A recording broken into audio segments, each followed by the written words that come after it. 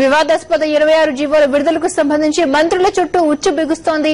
CBI తొలుత హోంమంత్రి సబితాను ప్రశ్నించింది. దీనిపై మరిన్ని అప్డేట్స్ మా కరెస్పాండెంట్ రాజేష్ అందిస్తారు.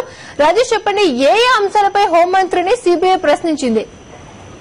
కాంతి భూగర్భ గనుల శాఖ మంత్రిగా సవితా ఇంద్రారెడ్డి విధులు నిర్వహించిన సమయంలో సిమెంట్ కంపెనీలకు గనుల కేటాయింపులు ఇవ్వడం జరిగింది. అయితే దీనిపైన సబితా ఇంద్రారెడ్డిని సిబిఐ అధికారులు దాదాపు గంటన్నర పాటుగా ప్రశ్నించినట్టు తెలుస్తుంది. ముఖ్యంగా భూగర్భ గనుల శాఖ మంత్రిగా ఉన్న సమయంలో Sabitha Indra Reddy Raghuram cements, Penna cements, India cements, Dalmia cement కంపెనీలకు గనులను కేటాయిస్తూ అదేవిధంగా లీజులను పొడిగిస్తూ మొత్తం 9 జీవోలు జారీ చేయడం జరిగింది. అదేవిధంగా ఓఎంసీ కేసులో అరెస్ట్ అయిన సీనియర్ ఐఏఎస్ అధికారి శ్రీలక్ష్మి, అంటే సబితా ఇంద్రారెడ్డి భూగర్భ గనుల శాఖ మంత్రిగా ఉన్న సమయంలో శ్రీలక్ష్మి పరిశ్రమలు వాణిజ్య శాఖలో సెక్రటరీగా విధులు నిర్వహించారు. ఈ 9 జీవోలు కూడా వీరి హయాంలోనే జారీ అయ్యాయని చెప్పేసి కూడా తెలుస్తుంది. దీనికి సంబంధించి ఏవైతే ఆ జీవోలు జారీ అయ్యాయో వాటికి సంబంధించి నిబంధనలు ఎలా ఉన్నాయి, సబితా ఇంద్రారెడ్డి ఏ విధంగా ఈ 9 జీవోలను జారీ చేసిందనే కోణంలోనే సిబిఐ అధికారులు కూడా ప్రశ్నించినట్టు తెలుస్తుంది. ముఖ్యంగా జగన్ సంస్థల్లో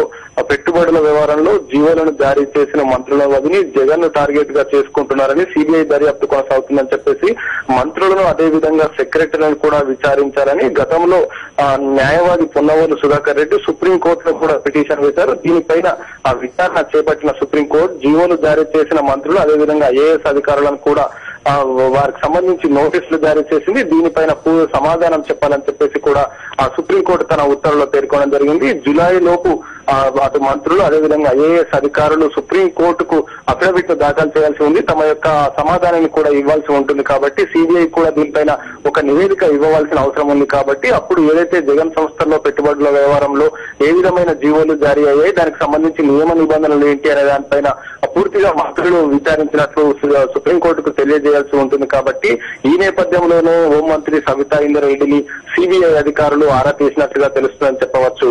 క్రాంతి. Thank you Rajesh.